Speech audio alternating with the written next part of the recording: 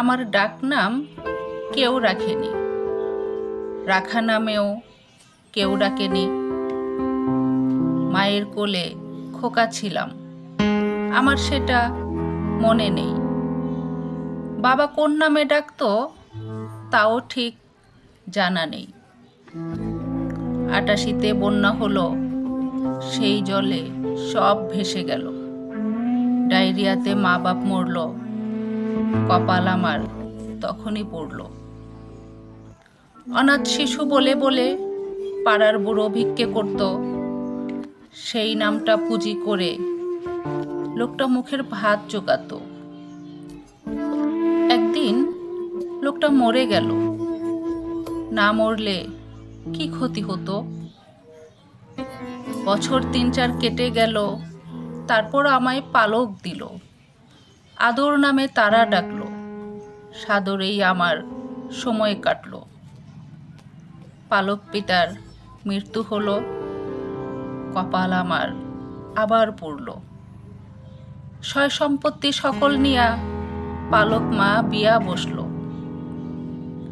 আমার কষ্ট বেড়ে গেল, গলির মোড়ে ঠাঁই মিলল, টোকাই নামটা তখনই হলো। সদরঘাটের সর্দার এলো, আমায় দেখে মায়া করল। সে আমাকে তুলে নিয়ে কিট্টু নামে ডাকতে থাকলো। কয়টা দিন যেতে না যেতেই গিট্টুর আগে মাস্তান বসলো। তারপর এক ভোরের কুসুম আমার হৃদয় কেড়ে নিল, বাবু নামে আমায় ডাকলো।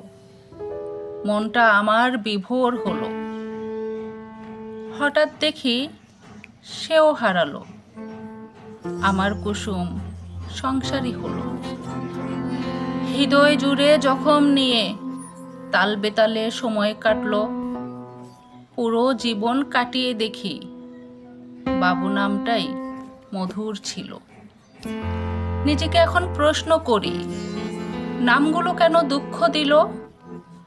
হরেক নামে জীবন কাটিয়ে পরাণটা আমার ক্লান্ত হলো।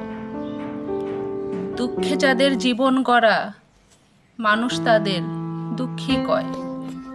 ভেবে আমি পাই না কিছু, জীবন কেন এমন হয়।